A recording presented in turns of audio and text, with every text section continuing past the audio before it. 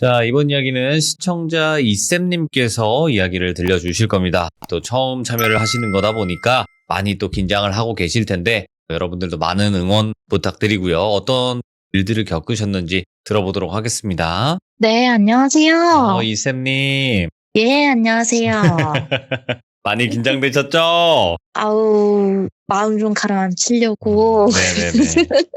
그냥 괜히 쇼핑몰 들어가서 만지작 하고 있었습니다. 잘하셨어요. 그리고 지금 이 공간에는 저희 둘밖에 없다 이렇게 생각하시고 편하게 해주세요. 제가 뭐 욕을 할 일은 없지 않습니까? 아, 네. 네, 편하게 있었던 일 그대로 들려주시면 되고 오늘 해주실 이야기는 사실상 무거운 주제이기도 해요. 이쌤님에게는 예. 굉장히 또 무거운 주제이기도 하고 또 많은 분들에게는 어떤 분들에게는 용기를 줄 수 있는 또 한 가지 이야기가 될 수도 있거든요.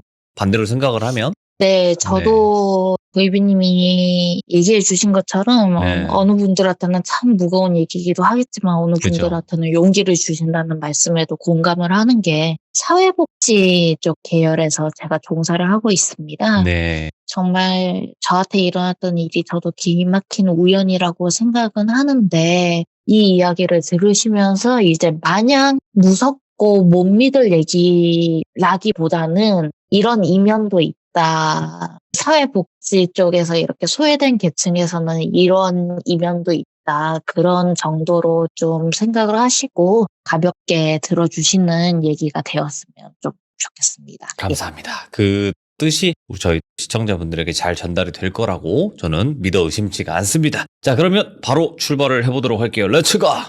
기릿입니다. 이쌤이에요!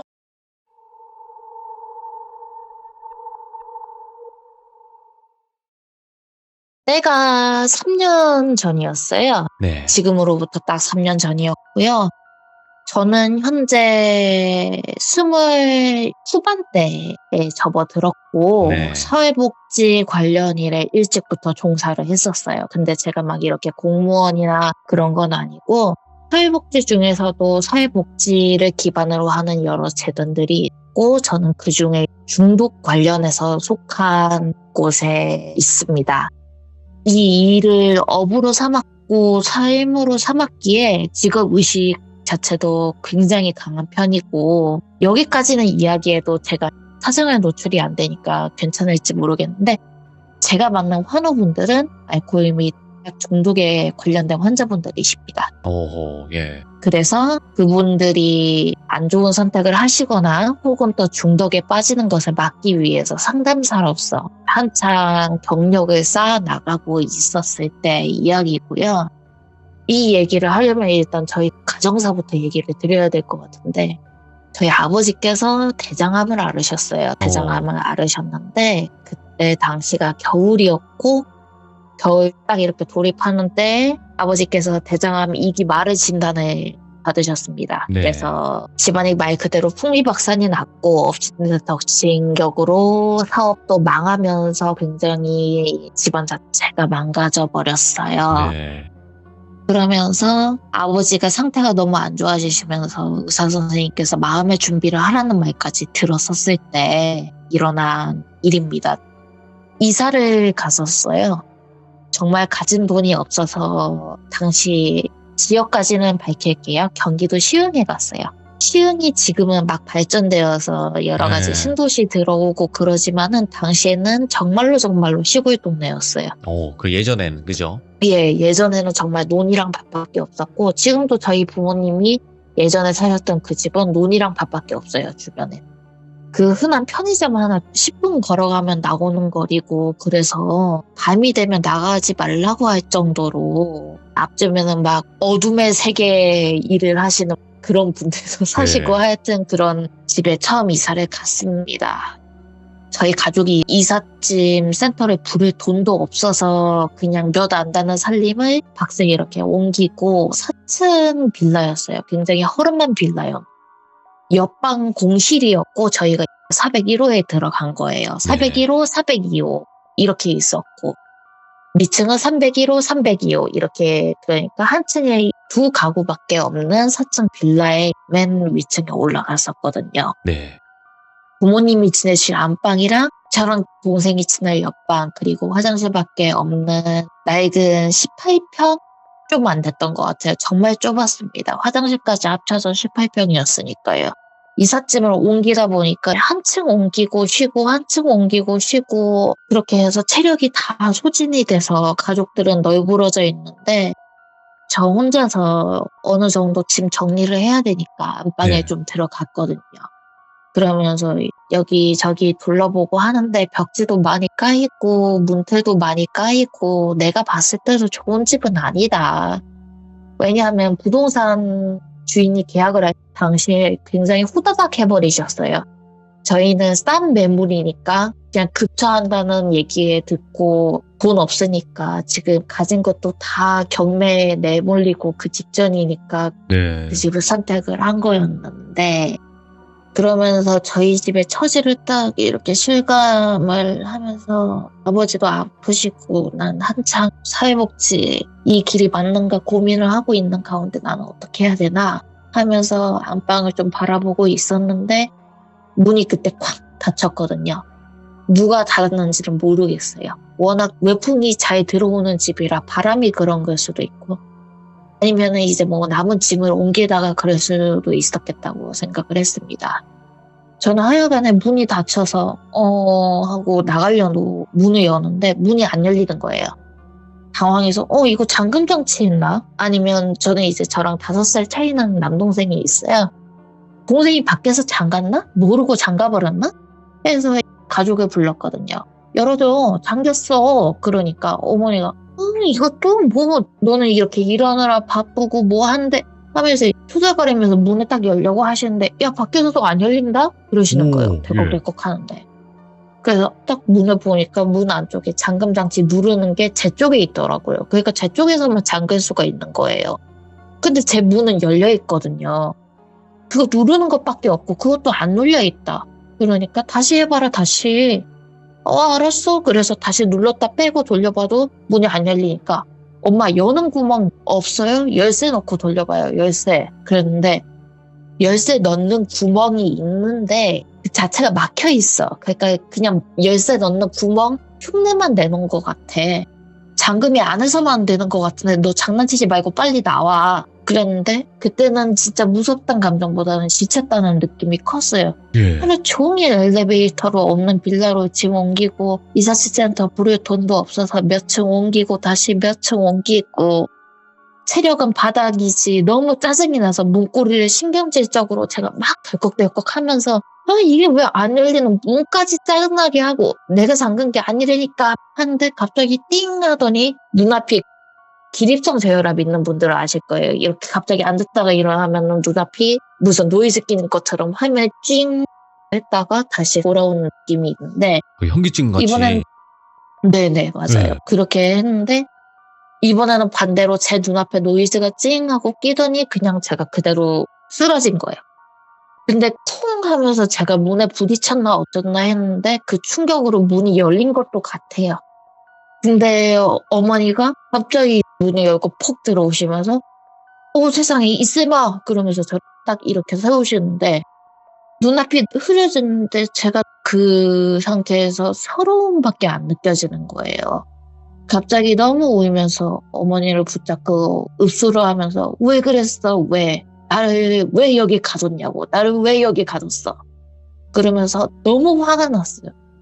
근데 그게 약간 이상한 느낌이 있잖아요. 이게 제가 환자분들 상담을 하다 보면 저희가 네. 동화되는 느낌을 느끼기도 해요.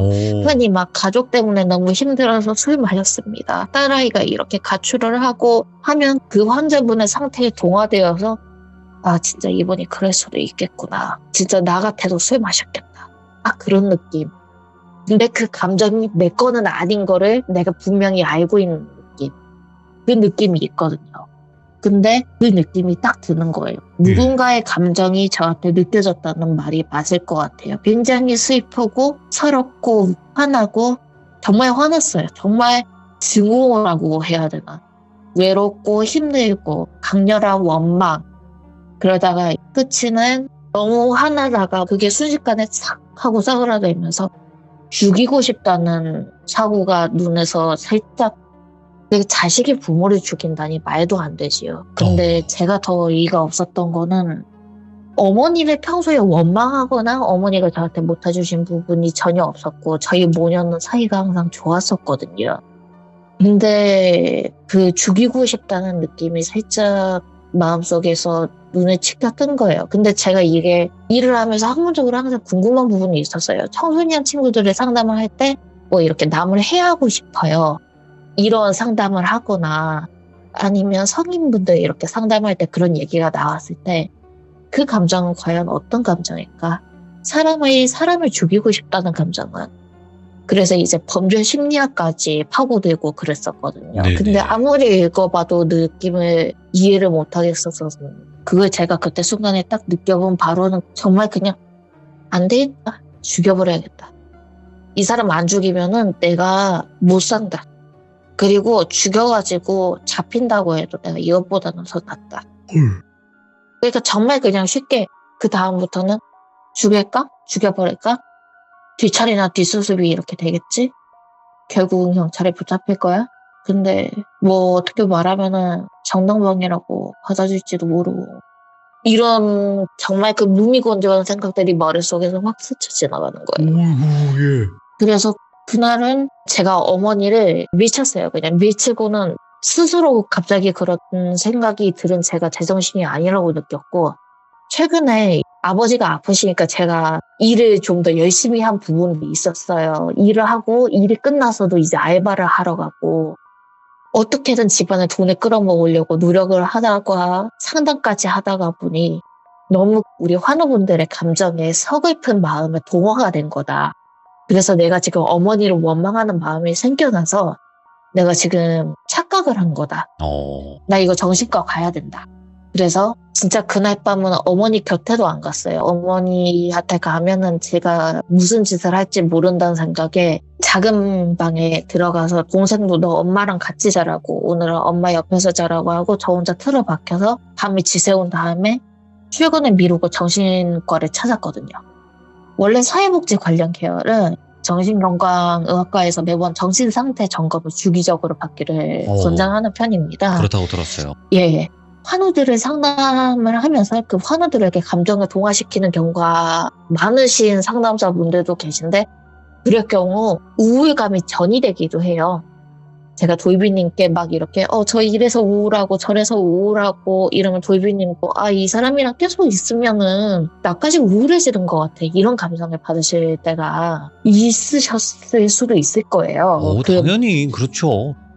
네, 그런 것처럼 계속해서 그렇게 극단적인 상황들을 상담을 하게 되다 보면은 너무 그 환자분들의 사고에 동화되어서 그렇게 얘기를 하거나 혹은 정말 사고가 극으로 치닫는 경우가 발생을 하기도 때문에 일단은 저희만 그런지는 모르겠어요. 저희 재단만 그런지는 모르겠는데 일단 정신과에서 할 수 있는 모든 성격 유형 검사부터 시작해서 두뇌 정기 자극 뭐 할 수 있는 수면 다운 검사 대학병원 거기까지 해서 며칠간 휴가를 내고 그거를 다 했던 것 같아요. 근데 결론적으로는 정신과에서는 그 모든 검사에 대해서 아무런 문제도 나오지가 않았었어요. 제 돌발 행동에 대해서도 그래서 스트레스 환우분들의 상황에 너무 몰입한 나머지 몸이 지친 극한의 상황에서 그게 폭발한 게 아닐지 딱 그 정도로만 얘기를 하셨어요. 그렇게 별거 아니다라는 투로 얘기를 하셨고 저도 그 얘기를 듣고 안심을 했어요. 안심을 하고 가족들한테 이래 해가지고 내가 그때 그런 마음이 들더라. 그래서 정신과를 이렇게 며칠간 휴가 내고 갔던 거고 그러면서 어머니한테는 무릎을 꿇고 사과를 드렸고 이제 아빠도 끝을 바라보고 있고 너도 그런데 오죽하겠냐 그러면서 이해를 해주셨거든요. 문제가 있는 건 아닐 거다. 그래 문제가 있는 건 아니에요 엄마 하고 제가 이제 정상적으로 직장으로 복귀를 했어요. 네. 직장으로 복귀한 날에 출근 시간대부터 퇴근 시간대까지 기분이 너무 좋았어요. 상담도 잘 풀리고 오늘은 뭐 주어지는 그런 서류도 별로 없고 서류 처리할 것도 별로 없고 제 밑에 후배들도 잘 해주고 있고 너무너무 기분이 좋았고 게다가 정시 퇴근 흔하지 않은 그래서 집에 돌아오는 길에 제가 원래는 돈을 아끼려고 버스를 탔었는데 그날은 기분이 너무 좋으니까 안 타던 택시까지 탄 거예요. 예. 근데 택시를 타고 딱 집에 가고 있는데 어머니한테서 전화가 걸려왔어요. 받았는데 여보세요 엄마? 그러니까 밑에 집에서 항의가 왔다는 거예요. 어린애가 뛰어다닌다고 아주 콩콩대는 소리가 하루 종일 울려가지고 내가 처음에는 그럴 수도 있지. 이사 와서 신나나 보다 하고 몇십 분, 몇 시간 참았는데 아니 하루 종일 이건 아니지 않냐고. 아니 무슨 멍멍이를 키우냐고. 조용히 좀 해달라고 올라와서 문을 두들기셔가지고 그러셨대요. 밑에 집 분이. 근데 제 동생은 그날 집에 없었거든요. 얘는 그리고 저랑 5살 차이가 나요. 제가 그때 당시에 20대 중반이었으니까 걔가 20대 초반. 20대 초반이 신나서 집에서 그것도 하루 종일 뛰어다닌다는 것도 말이 안 되고. 어머니는 아버지 다치기 딱 1년 전에 자전거를 타고 출근을 하시다가 자전거가 보도블럭 튀어나온 곳에 걸려서 고혈관이 부서지셨고 인공뼈랑 철근을 박을 정도로 큰 수술을 하셨어요. 뛰기는커녕 걷지도 못해요. 다리를 질질 끌고 걸으세요. 지금까지도. 게다가 저희 집에 개랑 고양이도 한 마리도 없어요. 안 키웠어요. 네. 조그만 앵무새가 하나 있어요. 앵무새는 뭐 정말 한 날아다니는데. 손에 들어오는 그런 앵무새. 몸무게 50g 넘으면 살쪘다고 판단되는 그런 종인 앵무새 친구가 하나 있어요. 아버지 병원에 계시고 간병인이 계속 보고 있고요. 누가 쿵쿵거렸다는 거야? 엄마 누가 쿵쿵거렸다는 거야? 우리 집에 쿵쿵거릴 사람이 없잖아. 그러니까 모르겠다. 하여간에 그렇게 항의하는데 집안이랑 내 목발 보더니 좀 놀라긴 하더라 아줌마가. 그래서 엄마 요즘 층간소음이 꼭 아랫집 윗집 이렇게 되지 않더라. 옆집에서 울리는 거를 착각하기도 한다. 잘은 모르지만 뭐 옆집에서나 누가 뛰었나 보지. 잘 해결됐어? 엄마는 괜찮아? 그러니까 괜찮다. 얼른 와라. 그러면서 지친 목소리로 얘기를 하시더라고요. 어머니가 걱정되어서 기사님 집안에 좀 일이 벌어진 것 같은데 빨리 좀 가주시라고 더 얹어드릴 테니까 빨리 좀 가주시라고 그렇게 해서 진짜 그럴 정도로 저희 모녀 사이가 좋았어요. 이 부분은 그럼요. 나중에 얘기를 들으시면서 꼭 기억을 해주셨으면 좋겠어요. 네. 집에 도착을 했더니 예상외로 어머니도 좀 안정되셨고 평화로운 분위기여서 조용히 늦은 저녁을 어머니랑 오랜만에 같이 먹고 잠에 들었어요. 동생은 그날 하루 종일 집에 안 들어왔어요. 친구랑 같이 운동한다고. 군대 가는데 목표가 특전사래요. 그래서 집에 안 들어온다고 예. 통보를 했고요. 어머니는 잘 시간이 되어서 안방. 저는 이제 끝방에서 자는데 그날 꿈이 굉장히 이상했어요. 제가 이 꿈이라는 걸 분명히 아는데 절벽에 떨어져 있는데 호랑이 4마리가 정말 호랑이 얼굴이 그렇게 끔찍하다고 생각을 해본 적이 없거든요. 그냥 다큐멘터리에서 봐도 호랑이는 멋있고 무속신앙에 나오는 호랑이만 봐도 되게 위험 있게 그려지고 근데 그 꿈에서는 정말 끔찍한 얼굴을 한 호랑이 4마리가 나와서 제 몸을 하나하나 먹는 거예요. 뜯어먹는 거예요? 예, 사지를 뜯어먹었어요. 예. 제가 그게 꿈인 걸 알면서도 꿈에서 통증을 느껴보신 분들은 조금 공감할 법한 얘기이기도 한데 누가 아픈 것 같으면서도 안 아픈 것 같고 그러면서도 이 상황이 너무 싫으니까 빨리 깨고 싶은 거예요. 너무너무 괴로워하고 있는데 저를 그 위에서 절벽 위에서 단발머리를 하신 이 학생 나이대가 좀 앳돼 보였어요. 얘가 딱 네. 봐도 학생인데 그냥 무서운 이야기에 나오는 것처럼 씩 웃는 것도 아니고 웃으면서 내려다보고 있는데 제가 꿈인 걸 알면서도 그 사람한테 빌 정도로 너무 공포에 질려서 살려주세요, 살려주세요.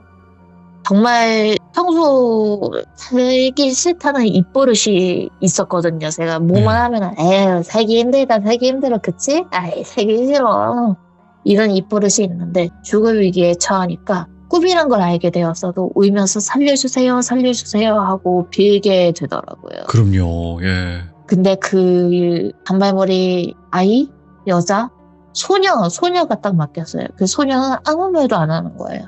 웃으면서 저를 딱 이렇게 내려다보다가 제가 온몸이 땀에 흠뻑 젖어서 꿈에서 딱 깬 거예요.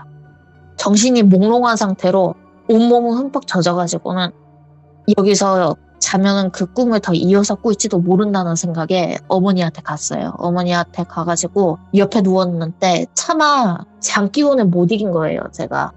지금 자고 있는 어머니를 어떻게든 어머니 아픈 건 둘째치고 너무 무서워서 깨워보려고 했는데 몸이 몽롱하고 정신도 그러니까 뜻대로 되지도 않고 결국 기대듯이 잠이 들어버렸어요. 잠이 들어버렸는데 제가 어머니 옆에 눕고 제 옆에 공간이 있기는 있는데 네. 아무것도 없는 상태로 제가 누웠는데 뒤에서 누가 머리를 사락사락 이렇게 넘겨주는 거예요. 근데 정말로 따스함을 느꼈어요.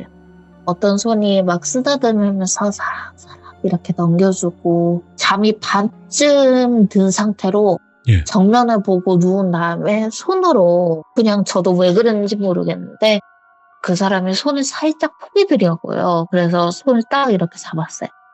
이제 손만 잡아봐도 알겠더라고요. 손이 매끈하고 조그맣고 약간 어른이 된 투박한 내 손하고는 조금 다른 느낌?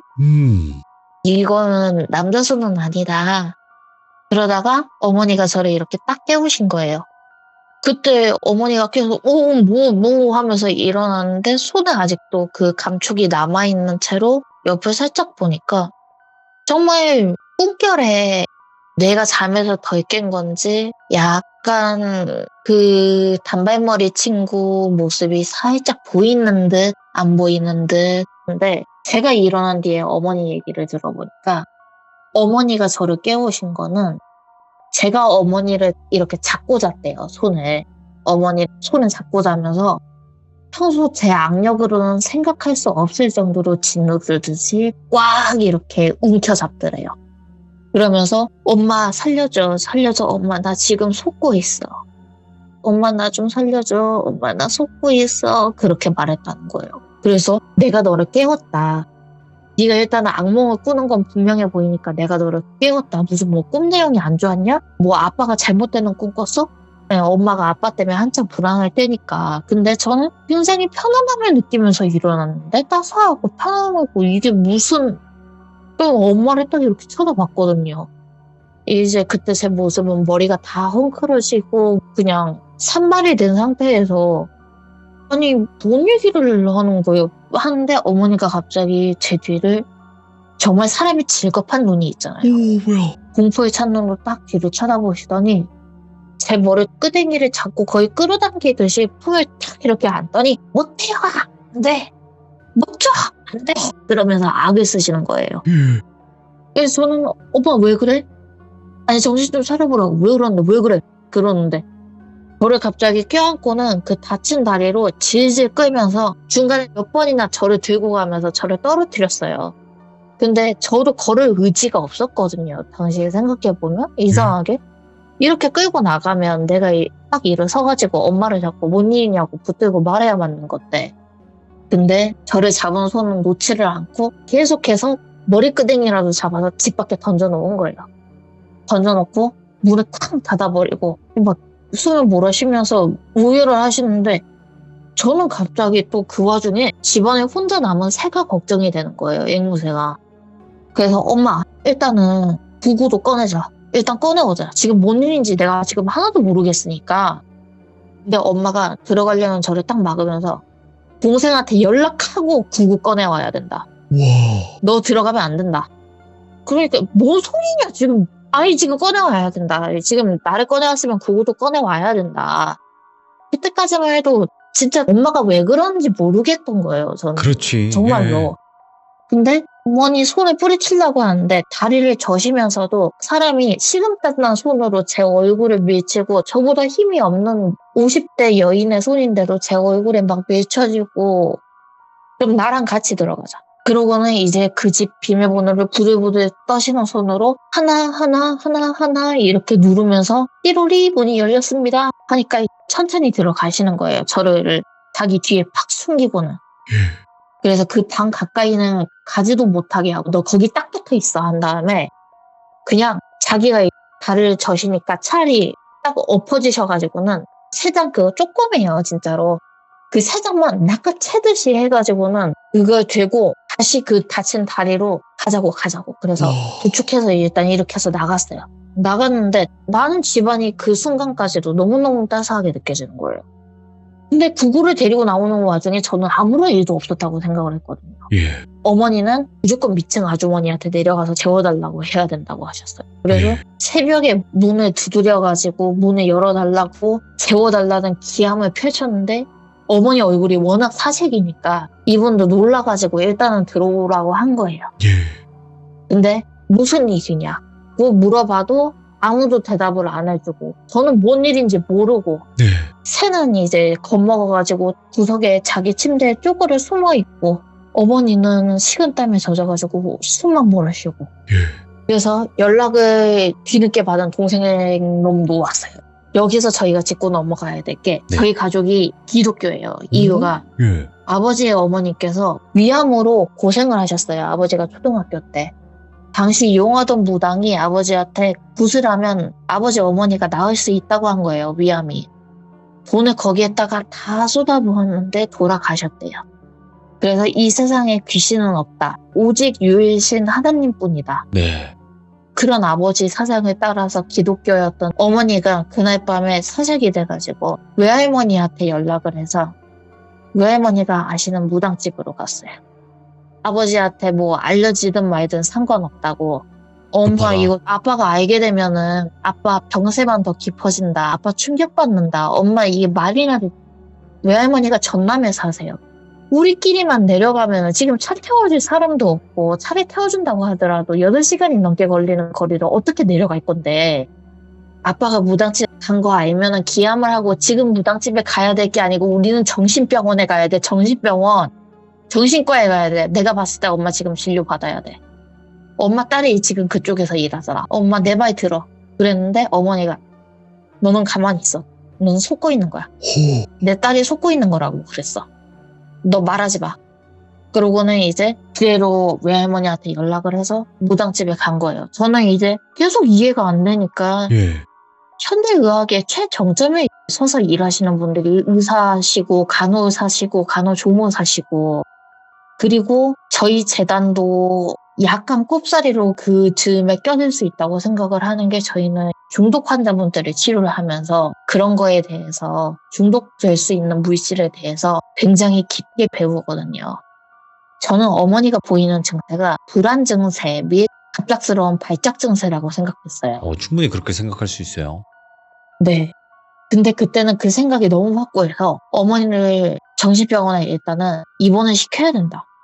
지금 가세가 이렇게 기울었는데 엄마마저 이러면 안 된다. 정신병원에 입원을 시켜야 된다. 내 논리가 맞다. 라고 생각을 하고 있었거든요. 근데 엄마가 그렇게 전화해가지고 자세하게는 이제 그 아주머니한테 자기를 방으로 데려가 달라고 하신 다음에 제가 못 들어오게 그 방 안에서 통화를 하셨어요. 네. 그 새벽에 가까이 살고 있는 삼촌이 달려온 거예요. 뭐라고 통화를 했길래 삼촌이 달려오냐고.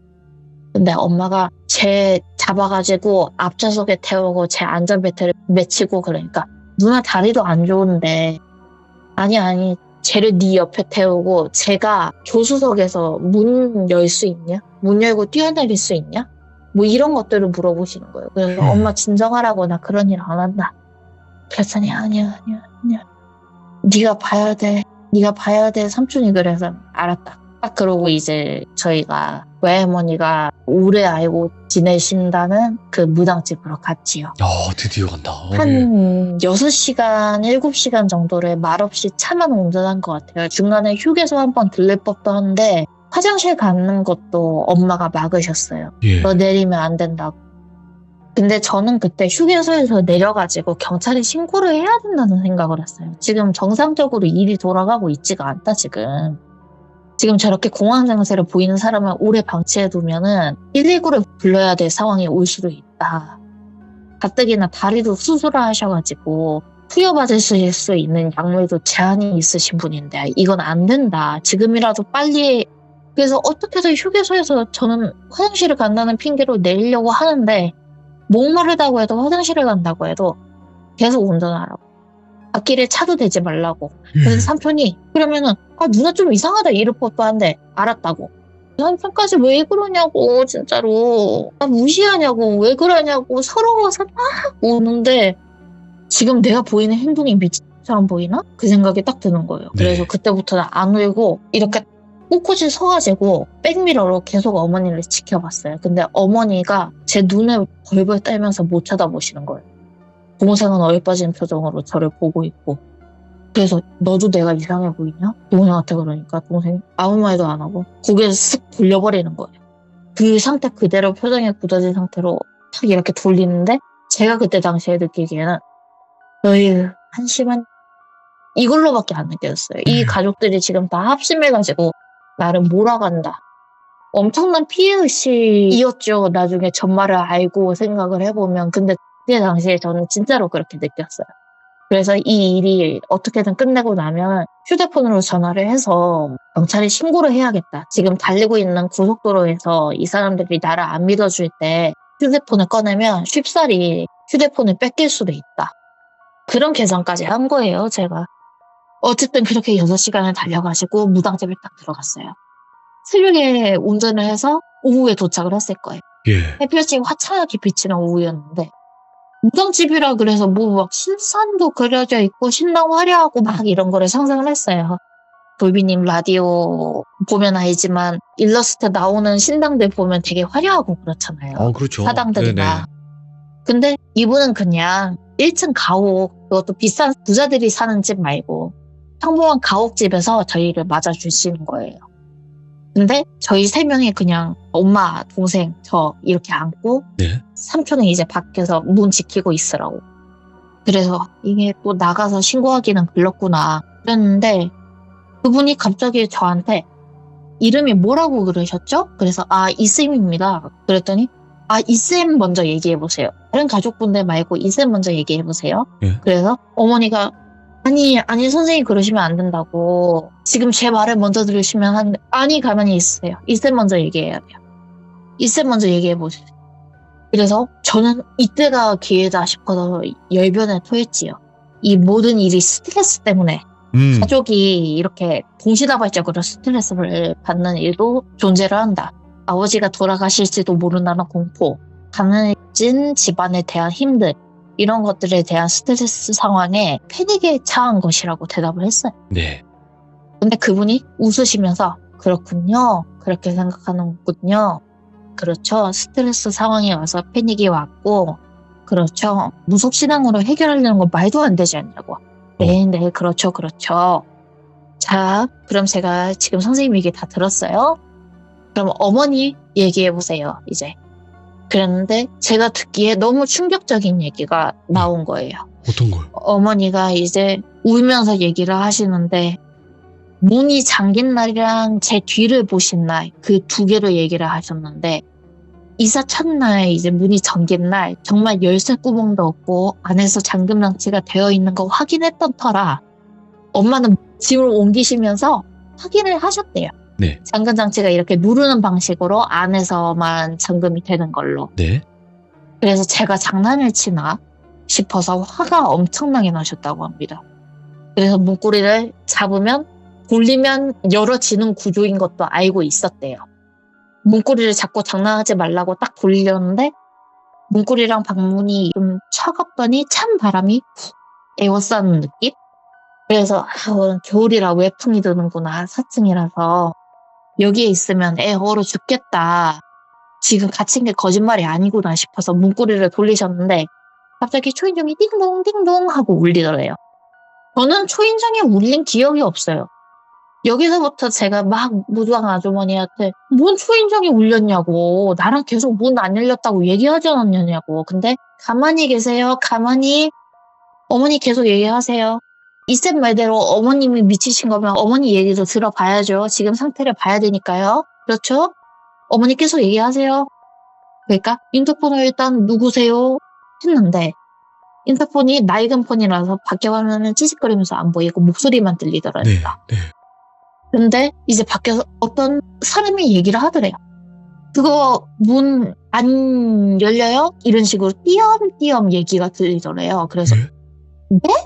네? 누구세요? 밑에 층이세요? 그러니까 뭐 하다가 열릴 줄 알았는데 그러니까 왜? 누구세요? 부동산이에요? 그런데 어머니 머릿속에도 부동산 아닌데? 부동산이 인터폰 안 된다고 미리 언제 줬는데 전화를 했겠지. 딱 그 생각이 드시더라는 거예요. 그때 잘 됐네 들어갈게요 그러더래요. 예. 그 말이랑 함께 방 안에서 쿵 소리가 나고 문이 퍽 하고 열렸대요. 그 뒤에 쓰러진 제가 거품을 물고 온몸을 바들바들 떨으면서 넘어져 있었다는 거예요. 발작을 한 게 저였던 거예요. 어머니는 깜짝 놀라서 입에 손가락에 넣어서 기도를 확보를 하고 바로 119에 전화를 하려고 했는데 예. 제가 갑자기 손으로 핸드폰 잡은 손에 딱 잡아채더니 나를 왜 여기 가뒀냐고 소리치면서 어머니를 덮쳤는데 눈동자가 완전히 맛이 간 게 내 딸이 아닌 것 같아요. 와.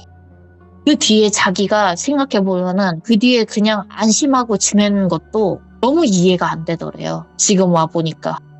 발소리일 때 그거를 절절하게 겪으셨대요. 그때 그 일을 내가 그냥 지나치고 온 게 도저히 이해가 안 되는 상황이었다는 거를. 본인은 전혀 못 들었는데 밑에 집에서 발소리 들린다고 항의가 오니까 지금까지는 진짜로 층간소음이 옆집으로도 발생을 하나? 하다가 우리 집 옆실은 공실인데? 안 나갔는데? 그 생각에 소름이 돋으셨지만 이날 간병인한테서 전화가 걸려왔대요. 그러니까 무당분이 간병인이 전화 내용을 뭘 했냐고 물어보시더라고요. 어머니가 기억하시기에는 쓸데없는 내용이었다고 답을 하셨어요. 뭐 그냥 잘 지내시냐, 편의점에서 뭐 사려고 한다, 아저씨가 요즘 음료수를 좋아하셔가지고 자주 드신다. 그러니까 다시 네, 계속 얘기해보세요, 어머니. 그러는 거예요. 알겠다는 듯이 고개를 끄덕끄덕 하면서. 저는 보면서 계속 화가 나고 있고, 이게 뭐 하자는 건가 싶고, 빨리 신고해야 되는데, 119에. 하여튼 제가 그날 끔찍한 꿈을 꾸고, 그 호랑이 꿈을 꾸고 옆으로 왔을 때 어머니는 대신 반가우셨다고 해요. 돈 아낀다고 보일러도 최소한으로 틀 정도로 절약하고 살던 저희에 추위가 더 혼자 있으니까 많이 느껴졌었는데 제가 옆에 오니까 따스하고 반가우셨다고 해요. 근데 제가 아까 전에 말한 엄마 살려줘 나 속고 있어 그 헛소리를 처음에는 정말 조그맣게 속고 있어 나 좀 살려줘 나 좀 막 하다가 가면 갈수록 살려달라는 듯이 애절하게 크게 엄마 나 좀 제발 살려주세요. 나 속고 있어요. 나 좀 제발 살려주세요. 나중에는 소리를 지르더래요. 이건 장난이 아니라고 느끼셔서 저를 깨웠는데 일어나서 제 눈동자를 제일 먼저 본능적으로 딱 살피셨다고 했어요. 그때 눈동자가 기억이 나더래요. 완전히 맛이 갔던 내 딸이 아닌 그 눈동자. 근데 다행히 평소 제 딸의 눈망울이 맞았다고 그랬고 다행이다 하고 안심하다가 보는데 제 어깨 옆에 인간 형체 모습이 싹 보이는데 머리가 짧은 단발머리 여자 모습 제가 봤던 그 모습 그대로가 그 인형만 보였대요. 근데 어머니도 이게 내가 헛거해봤나 아니면 귀신을 봤나 구분이 안 될 정도로 근데 그게 그 아지랑이 같은 게 제 손에 살포시 내려앉듯이 이렇게 제 손을 싹 잡는 것처럼 내려왔는데 그 형체가 순간 웃는다는 생각이 들더라고요. 그러니까 어머니는 본능적으로 그 사람이 얘를 데려가려나 보다. 지금 내 눈앞에 보이는 게 뭔지는 몰라도 얘를 데려가려나 보다. 근데 그 웃는 순간에 제가 가까진 모습으로 죽는 모습이 뇌리를 스쳐갔다고 해요. 예. 횡단보도에서 음주운전자가 운전하는 차에 치이거나 계단에서 출근한다고 했다가 구두굽이 걸려서 넘어져가지고 머리가 깨져 죽거나 어디에 부딪혀가지고 화장실 변기가 깨져서 막 입에서 저번처럼 똑같이 거품을 보글보글 발작을 해서 있으마 그랬는데 그 상상들이 싹 지나가니까 머릿속으로 느낌이 뭐가 좋아? 그런 느낌이 딱 들더래요. 헐. 어떻게든 이 한 가지 방법으로는 죽겠구나. 얘가 지금 내 머리에 스쳐간 어느 방법으로든 뭐 차에 치여서 죽던 구두굽이 이렇게 끼어가지고 죽던 뭐 어떻게 죽던 간에 얘는 죽겠구나. 와, 그 여자가 그래서 그랬다는 저를 거죠? 살리시겠다는 일념 하나로 저를 집 밖으로 끌어낸 거고 사실 앵무새를 다시 데리고 나올 생각조차 못 했다고 하셨어요. 예. 앵무새를 다시 데리고 나오는 것도 내키지 않았지만 이 앵무새 구구는 저희와 이미 8년을 넘게 함께한 반려조였고 가족이에요. 그쯤 되면 이제 가족을 버릴 수 없다는 생각에 데리고 나왔다고 했어요. 그리고 계속해서 내가 뭐 119에 신고를 해야 된다, 뭐 엄마한테 덤벼들고 이러니까 어머니가 동생한테 전화를 수차례 걸었대요.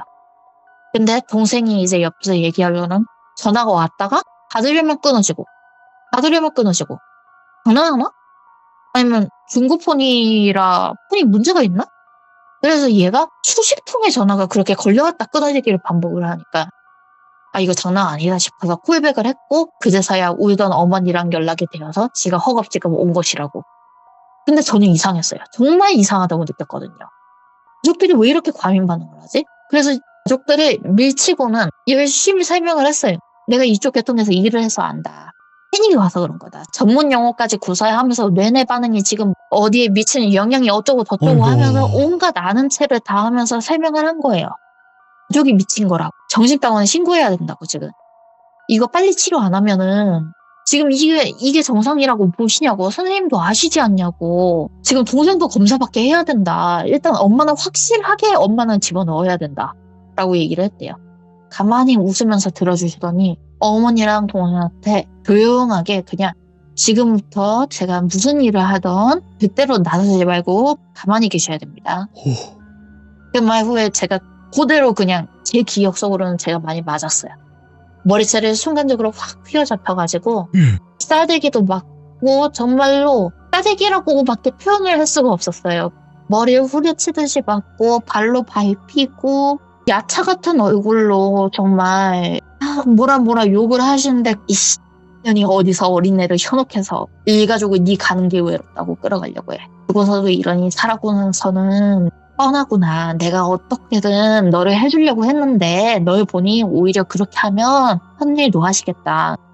그러면서 계속해서 이 욕설이 계속 나오는 거예요. 예. 저를 막 꾸짖고 방 구석구석 끌고 다니면서 때리셨는데 제가 악을 쓰면서 덤벼들었거든요. 억울하다고. 너무 억울하다고. 억울해. 억울하다고. 아니 지금 내가 지금 미쳤냐고. 가족들이 헛소리 하는 거지 않냐고. 왜 내가 뭘 잘못했냐고. 내가 미쳤냐? 이제 다 정신병원에 처박아 버려야 돼. 그러는데 제가 거기에서 정신이 살짝 든 거예요. 저는 정신병원에서 일을 주로 해요. 그런 만큼 거기에 어떤 환우분들이 계신지 알아요. 대부분 스스로의 중독 문제를 깨닫고 스스로 고치러 오신 분이거나 네. 아니면 원하지 않아서 오셨던 분이시더라도 절대로 매체에서 나오는 것만큼 사이코패스나 정말 나쁜 사람들이 가는 그런 곳이 아니란 걸 알아요. 그럼요. 예. 그래서 정말 매체에서 나오는 정신병원의 이미지와는 달리 정말 정갈하고 좋은 분들이 많으시거든요. 근데 그런 제가 정신병원에 처박아야 한다는 말을 했다? 할 때 정신이 확 든 거예요. 그런 사람들이 그런 말을 할 때 제가 제일 말렸거든요. 네. 그런 말 하지 말라고. 그때 순간적으로 무당 아주머니 말씀이 머릿속으로 들리는 것 같았어요. 너 자신을 찾으라고. 네가 맞다고. 그런 느낌이 들었거든요. 근데 안개 꼈던 머릿속이 약간씩 밝아지는 느낌이 들더니 정신을 차려보니까 그때 내가 정신이 들었다고 표현을 했고 지금까지 그때 제 입장으로 돌비님께 설명을 드렸지만 네. 지금의 제 정신으로 돌아온 건 그때였어요. 그 머릿속이 휙 하고 밝아지더니 선생님 그러니까 무당 아주머니를 제가 막 핥히고 있었던 거예요. 핥히던 손들에 힘이 빠지고 선생님 제가 이렇게 핥히고 때리고 선생님 죄송해서 어떡해요. 아니 제가 왜 이랬지. 너무 죄송해요. 엄마 땡땡아 진짜 미안해. 막 그러면서 울기 시작하는데 저도 눈물이 마구 흐르면서 아니 제가 왜 이랬지 죄송해요. 그러니까 어머니가 아이고 그러면서 오열을 하시는 거예요. 형이 치면서 막 울고 남동생도 하다가 팍 껴안더라고요. 생전 그렇게 스킨십을 안 하던 애가. 근데 그 가운데에서 무당 아주머니가 저랑 남동생이 이렇게 부둥켜 안고 있는데 네. 거기서 우리 둘이 이렇게 저까지 좀 꼭 껴안아 주시면서 머리를 살살 쓰다듬어 주셨는데 그때 제가 느꼈어요. 그 귀신 같은 형체가 밤에 사면서 제 머리카락을 사락사락 넘겼다고 했잖아요. 네. 그게 따뜻하다고 느낀 게 착각이었고 속고 그거는 있다. 따뜻한 게 아니었구나. 저희가 일이 그렇게 마무리가 됐어요. 저희 가족이 진정된 후에 무당 아주머니는 이제 당장 집주인에서 보는 앞에서 전화를 걸 것을 권하셨고, 저는 솔직히 그 후 일은 잘 몰라요. 왜냐면 당장에 그 옆에 계시던 어떤 다른 여성분 도움을 받아가지고 네. 다른 방으로 안방으로 들어갔더니 침대가 하나 나왔는데 그냥 안방인 것 같았어요. 거기 자라고. 지금 잘하고 많이 피곤할 거라고. 그래서 아니 내가 이렇게 해놓고 죄송해서 어떻게 자냐고 그랬더니 괜찮다고 잘하고. 다 끝났어요. 다 끝났어요. 그래서 오랜만에 정말 단잠을 잔 거예요. 정말 제가 제일 좋아하는 꿈이 구름 위 둥실둥실 떠다니는 꿈인데 진짜 그 푸실푸실한 구름 위에서 예쁜 선녀님들이 이렇게 쓰담쓰담 이렇게 해주는 꿈이었는데 참 따뜻했거든요. 그래서 이제 그 뒷이야기를 제가 똑바로 못 말씀드려서 죄송한 면은 있는데 결과적으로 그 집은 딸이 하나 있었대요. 그리고 그 원래 이사간 아이를 곳. 굉장히 이른 나이에 출산한 부모가 살았었다고 합니다. 그러니까 부모는 30대인데 애가 오. 막 10대 중반이고. 근데 딸이 정말 소위 말하는 일진짓 학교에서 누군가를 왕따시키고 괴롭히고 담배 피고 많이 나쁜 짓을 하고 돌아다녔대요. 근데 부모는 그런 딸을 고친답시고 진짜 매체에 나오는 정신병원, 우리가 진짜 오해하고 있는 그 정신병원이 존재를 하기는 합니다. 네. 요즘은 경찰이 다 그런 것을 검열을 하기는 하지만 아직까지도 존재를 하는 곳이 있긴 있어요. 사람들 감옥처럼 가둬두고 인간 취급 안 하고 가축 취급하는 진짜 산골에 있는 데 있어요. 그런 데는 피도 싸요, 굉장히. 근데 그런 곳에 딸을 강제로 입원을 시키고 한 1년여를 넘게 안 풀어줬다고 그래요. 그런 곳에 넣었다가 정신병원에 들어가는 모든 물품은 보호사라는 분이 검열을 해요. 네. 딱 살펴보고 이 물품이 안전한지 안 한지를 살피는 거거든요. 이걸로 혹시 위험성이 커질 수도 있으니까요. 근데 제대로 검열하여 들어오지 않은 물품을 가지고 생을 마감을 했다고 해요. 부모는 근데 그 딸이 급사를 하기 전에도 그리고 네. 급사를 한 후에도 정말 방탕하게 즐기면서 돌아다녔대요. 오히려 그 집 부부가 딸이 죽었는데도 큰 짐 하나 떼버렸다면서 진짜 후련해 했다고 이웃이 말해줄 정도로 와. 저희한테 나중에 부모가 그렇게 그대로 그 집에 살다가 어느 날 급사를 했대요. 어쨌든 한날 한시에 어찌 두 사람이 같이 급사할 수 있는지 하는데 아무리 뭔가를 찾아도 참고밖에 생각할 수 없었던 게 창 문틈이나 그런 거를 테이프로 다 막고 유독가스를 한 거예요. 유서도 있었대요. 유서에는 딸은 그렇게 정신병원에 가던 걸 후회한다고 적혀 있었는데 제가 아까 그랬잖아요. 그 집 부부가 딸이 죽었는데도 큰 짐 하나 떼버렸으면서 진짜 후련해했다고 네. 이웃이 알려줬다고. 이게 저희 빌라 앞 빌라에 사시던 분이 증언을 해주신 건데 자기 입장에서는 너무 이상하더래요. 딸이 죽었는데 큰 짐 하나 떼버렸어. 그러면서 클럽 갔다가 뭐 여자는 호스트바 가고 남자는 그런 촌 가고 뭐 이런 완전 방탕한 삶을 살면서 후련해했는데 후회하면서 딸이라니 좀 듣기에도 이상했었지만 네. 유서도 나왔다고 하고 국내도 워낙 좀 시골 동네고 여기서 한 다리 건너면 다 아는 사람인데 싶어서 흉흉해지기 싫으니까 관여하기가 싫었대요, 자기가. 그래서 저희한테 그 집이 그렇게 싸게 팔린 이유도 그런 거였고 이상하리만치 싼 집의 가격에 무슨 사건 사고가 있을 거라고 저희도 생각은 했지만 그때 저희들은 그런 생각을 못할 정도로 몰려 있었어요. 무당 아주머니 말씀으로는 이거를 저는 귀신의 존재를 믿지는 않는데 이런 일을 겪었음에도 불구하고 이건 있죠. 사람 원혼이 눈이 멀어서 원혼이 원망할 대상을 제대로 찾지 못하고 제게 씌는 과정 중 하나였다고 합니다. 네. 부모에게 가진 원한이 컸고 부모를 미친놈으로 만들어 몰아 넣어가지고 나중에 부모에게 씌어서 부모를 죽여버리자 하는 그런 계획까지도 갖고 있었다고 하더라고요. 예. 거기서 제일 이용하기 좋았던 게 저였다고 했어요. 예.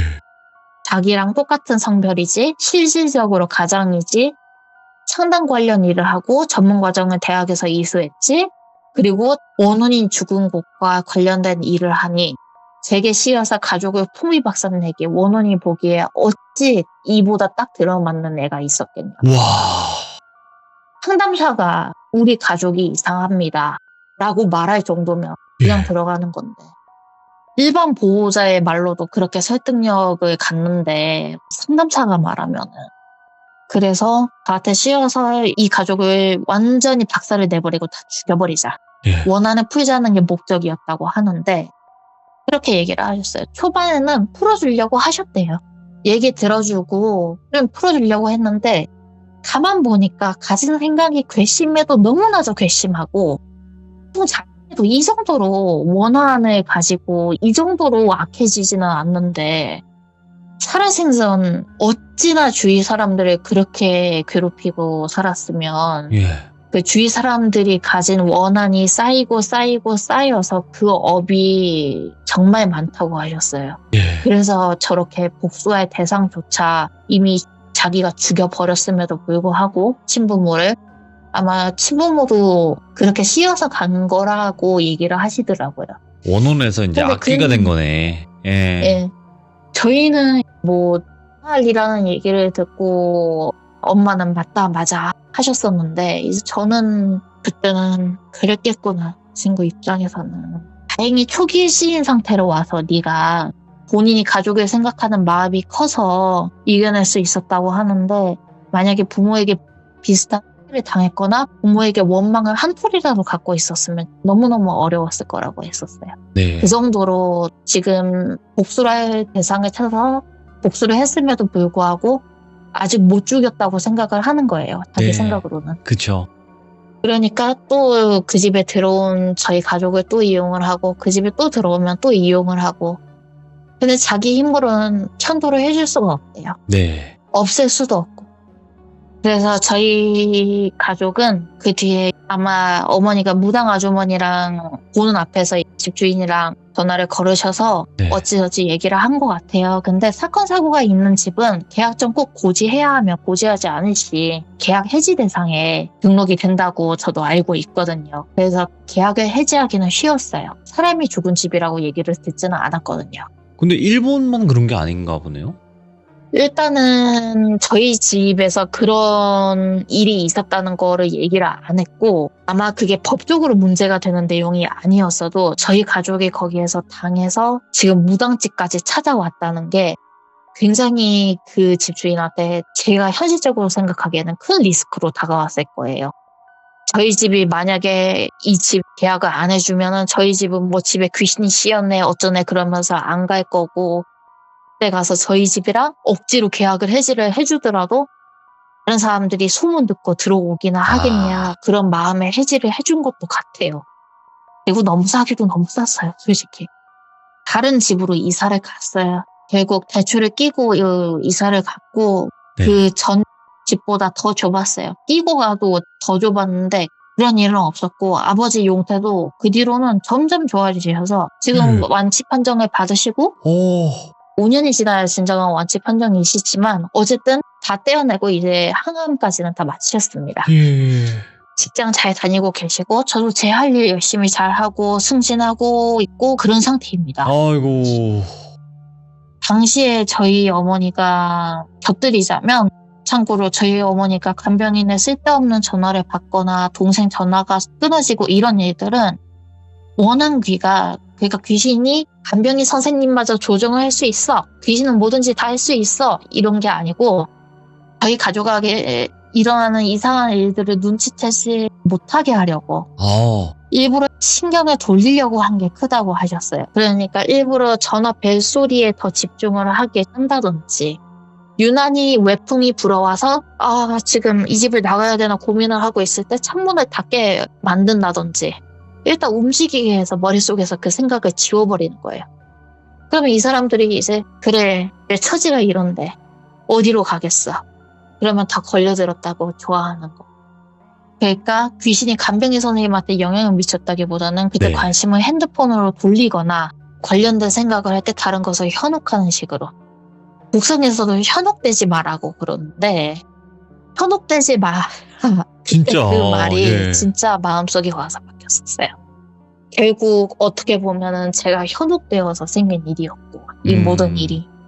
스스로 이제 맞춰보자면 네. 이 일을 생각할 때마다 가족들은 참 무서워해요. 누나가 그렇게 눈빛이 변했다, 뭐 어머니는 분명히 귀신이었다. 그 문제에 대해서는 아버지와도 주장을 굽히지 않으세요. 절대로. 근데 저는 이 일을 생각할 때마다 무서움보다는 참 많이 안타까워요. 무서움은 제가 막 이렇게 무당 아주머니랑 핥히고 어머니랑 동생한테 보여준 모습, 저한테 당한 피해를 입으신 분들이 네. 느껴야 하는 것이겠고 저는 사실 그런 생각이 드는 거죠. 그 학생이 저를 만났더라면 과거의 잘못을 속죄하고 나랑 이야기하고 극단적인 선택까지 가지 않았더라면 네. 저는 제가 맡은 담당 환우들을 끝까지 돌보기로 되게 유명하거든요. 오. 스스로도 그 점을 자부해요. 네. 그 점을 밀어붙이고 그런 만큼 그 일을 문득 떠올릴 때가 있어요. 청소년 친구들을 상담사로서 마주하게 되면 네. 특히나 단발머리 친구들 마주하게 되면 많이 떠올려요. 날 살아 생전에 네가 만났다면 그렇게까지 큰 원한을 가지고 날로 직접 그렇게 행동하기까지 절대 가벼운 마음가짐으로 갈 수 없음을 나도 우리 어머니 아버지가 그렇게 거의 죽을 뻔하시고 선고일 받고 뭐하고 이런 일들이 겹치니까 나도 그런 거를 선택을 해볼지 말지 고민을 해봤었던 입장으로서 충분히 공감할 수 있는 부분이었기 때문에 네. 네가 살아 생전에 나를 만났더라면 네가 한 잘못들을 반성하고 사죄하고 원한 귀, 악귀 말씀하신 그게 되지는 않았을까. 그런 아쉬움이 남는 거죠. 예. 네. 그리고 마지막에 이런 얘기가 좀 용두사미격으로 결론을 맺은 것 같아서 저도 얘기하고 나니까 후련하기도 하고 좀 쑥스럽기도 한데요. 근데 이게 귀신 얘기를 직접 겪어보신 분들은, 시달려 보신 분들은 아마 그러실 거예요. 이 당사자는, 홀린 당사자, 현혹된 당사자는 잘 몰라요. 어떤 일이 네, 일어났는지. 맞아요. 주위 사람들이 전해주는 공포감이 아마 배로 클 거예요. 그게 만약에 영상 같은 걸로 남아있더라면 더 무서울 거고요. 네, 맞아요. 저희 어머니가 이제 이 얘기를 자기가 외가에 가서 종종 푸시는데 제가 들으면 저런 일이 있었다고? 이거 영화로 내도 되겠는데 진짜 그 생각을 할 정도로 두려워요. 와, 잠깐만. 일단은 모든 이야기가 끝이 났는데 소름 끼치는 포인트들이 확실히 있었어요. 근데 이제 이야기 하시다 보면 또 넘어가는 것도 있고 하지만 아까 그 무당분한테 우울하다고 얘기하는 장면 때 춥다 추워도 있었어요. 예, 그게 네. 근데 그거를 그거는- 빼고 얘기를 하셨단 말이에요. 일부러 그러신 걸까요? 어떻게 딱 알아채 주시고 아, 예. 이게 왜냐면 지금 현재 괜찮은 선에서만 저도 말씀을 드릴 네네. 거고요. 정신병원은 중앙난방 시스템이 기본입니다. 그래서 각 방의 온도를 환우들에게 맞게 설정해 줄 수 없으며 환우들이 난동을 피우는 환우가 있을 경우에 간호사들의 재량으로 안정실이라는 자그마한 독방에 집어넣는데 그 독방의 온도가 이루 말할 수 없이 겨울에는 정말 그냥 병원 침대 딱딱한 거 그거 하나랑 소변기 있어요. 소변 대변 거기에다 다 봐야 되고 정말 춥습니다. 용변도 보호사가 치워줘야 되고 하여튼 그렇게 열악한 시설인 정신병원들이 아직도 참 많아요. 그래서 그 춥다 추워가 많이 추우셨을 거예요. 그런 산골 정신병원이었으면은 난방 같은 거 제대로 해줬을 리 만무하지요. 이런 도심에 있는데도 잘 찾아봐야지 있고 대부분의 병원들은 해주지만 극소수의 병원들이 안 해주는 곳들이 있고 이 부모가 딸을 집어넣은 곳은 달에 그때 돈으로 진짜 정말 얼마 되지도 않는 금액이었다고 하니 이웃이 말하기에도 액수를 자세하게 듣지는 못했지만 난방을 전체적으로 해줬을 리가 만무하지요. 야, 아마 춥다고 한 건 그것 때문이었을 거예요. 저는 추위를 정말 안 타는 체질이거든요. 그래서 이제 그 부분을 살짝 빼고 이야기를 하셨구나. 네, 아무래도 네. 네, 정신병원에 대한 인식 자체가 좀 그려질 수 있을까봐 일부 정신병원은 그러합니다. 근데 그분은 아마 돌아가신 장소가 장소이시니만큼 더 추우셨을 것 같아요. 진짜로 어느 정도의 이야기였냐면 제가 지금 사무실에서 방송을 하잖아요. 밖에 춥긴 추울 거예요. 네, 밖에 춥긴 추운데 와, 이야기를 듣는데 한기가 몰려오는 게 느껴지더라니까요. 그렇게 추운 환경은 아니거든요, 지금. 그러니까 어느 아우. 정도냐면 내가 지금 방송하면서 느낄 정도였어요, 이거는. 진짜로. 이거 어떻게 표현해야 돼? 와. 그리고 더 정말로 이거를 오. 이게 제가 이 얘기를 홍보를 하기 전에 네. 어머니한테 그때 제가 어떤 말과 어떤 행동을 했는지 좀 더 자세하게 연락을 드려서 여쭤보고 썼는데 네. 아무래도 그러기를 잘한 것 같다는 생각이 듭니다. 야. 제 입장에서는 전혀 몰랐던 얘기들을 그렇게 들으니까 저도 무섭기는 했었는데 아니, 이거 무서운 정도가 아니라, 와, 막 숨이 막히는 거예요. 이게 양쪽 입장에서 팽팽했거든요. 진짜 팽팽했고, 가족분들 또한, 진짜 왜 그런 것일까? 그러니까, 이 쌤님께서 빙의된 건 알고 있었어요. 딱 느낌상, 이야기상. 근데, 예. 도대체, 아니, 이렇게까지 얘기를 하시고, 이렇게 이성이 있는데, 뭐가 지금 빙의가 되어 있는 걸까? 왜 이렇게 너무나 팽팽한 걸까? 이런 생각이 굉장히 많이 들면서 도대체 뭘까라는 생각이 강력하게 드는 거예요. 이야, 진짜로 여러분들께도 말씀드리면 비하인드가 있어요. 이 쌤님이 오늘 안 하시려고 했어요. 그죠? 예, 맞습니다. 너무 떨려서 안 하려고 했었어요. 근데 제가 뭐라 그랬습니까, 이 쌤님? 제가 뭐라 그랬습니까? 저 믿고 가시자고 했죠. 돌비님 한번 믿고 저 믿고 한번 가시죠 하셨습니다. 가시죠. 제가 왜 그렇게 말을 했겠습니까? 어차피 이야기 한번 시작하면 한번 터지게 되면 끊을 수가 없게 쫙 나와요. 어찌나 반응을 잘 해주시는지 얘기하다가 저도 목소리에 와. 연기가 실리고 막 흐느끼는 연기가 실리고 뭐하고 진짜로. 왜 다들 참여하는지 알게 될 거다. 믿고 한번 나 믿고 한번 가자. 그렇게 얘기를 해주셨는데 정말 잘한 것 같습니다. 이게 제가- 누구한테 얘기하면은 정말 다들 거짓말이라면서 안 믿어주는 얘기라서 저도 그냥 아니 저는 귀신 같은 거 안 믿어요. 이러고 넘기던 그런 소갈이 하던 문제였는데 이렇게 평소 되게 즐겨 듣던 채널 영광스러운 네. 분이랑 통화까지 하고 아이고, 무슨 말씀. 얘기까지 할 수 있어서 정말 좋은 기회를 잡게 해주셨다고 생각합니다. 아닙니다. 감사합니다. 이런 또 어려운 이야기 들려주셔서 감사드리고 너무 무겁고 무거운 이야기의 주제다 보니까 감히 또 레전드라는 단어를 넣기가 좀 그렇지만 그래도 레전드는 레전드니까 이거는 제가 자부하지만 정말 무서운 이야기였어요. 진짜 중간중간에 메스꺼울 만큼 제가 이 메스껍다라고 느끼는 이야기가 최근 들어 있진 않았거든요. 오랜만입니다. 정말 오랜만에 뭔가 이 메스꺼움을 줄 수 있는 이런 무서운 이야기 그리고 오한이 좀 드는 그런 이야기는 드물다고 저는 분명히 생각을 하기 때문에 이 쌤님 너무너무 잘 해주셨고 이 이야기가 자칫 잘못하면 저희 시청자분들이나 많은 분들에게 전달이 안 됐을 수도 있었어요. 하지만 이거는 정말 잘 전달이 되었다고 저는 생각을 하기 때문에 너무너무 고생 많으셨습니다. 감사합니다. 출연할 수 있어서 영광이었습니다. 아닙니다. 감사합니다. 고맙습니다. 시청자로 찾아뵙겠습니다. 네, 고맙습니다. 예. 길게 얘기는 안 하겠습니다, 여러분들. 여러분들의 다양한 의견이 있겠죠? 이게 진짜 레전드고 무섭다. 아니다. 이건 뭐 그렇게 무섭지 않다. 뭐 여러 가지 각자만의 생각이 있겠죠. 하지만 이거는 제 개인적인 견해고 제 개인적인 생각으로는 진짜 제 기억 속에 오래 남을 레전드 이야기가 아닌가 생각을 합니다. 시청해주신 모든 분들 감사드립니다. 고맙습니다.